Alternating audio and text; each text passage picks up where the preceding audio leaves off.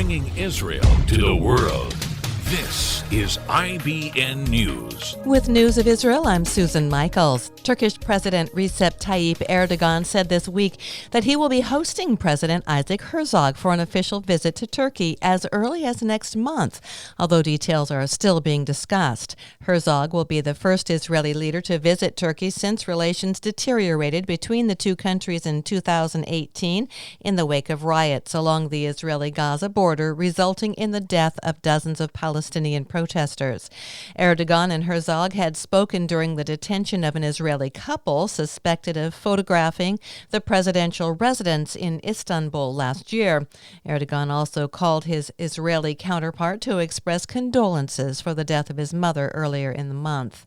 According to Turkish media reports, Erdogan instructed senior Hamas officials to leave Turkey, possibly indicating a reevaluation of ties with the terror group. Israel police have arrested 45 suspects who took part in a number of clashes between law enforcement and Palestinian and Jewish rioters across East Jerusalem.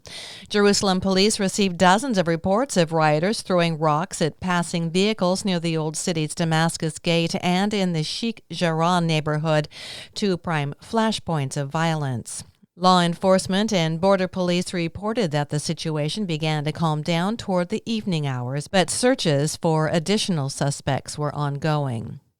Attorney General Avichai Mandelblit has announced he is closing an ongoing investigation against police officers involved in a West Bank car chase that led to the death of a settler teen in late 2020. The officers say they spotted a group of 5 settlers throwing rocks at passing Palestinian vehicles, and when the settlers got into their car and fled the scene, officers gave chase. The probe looked into allegations that the officers rammed into the fleeing vehicle, causing it to steer off the road and flip, killing the 16-year-old passenger.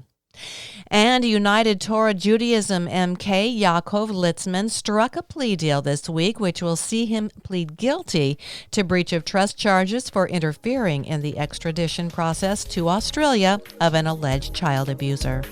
I'm Susan Michaels. IBN, Israel Broadcast Network.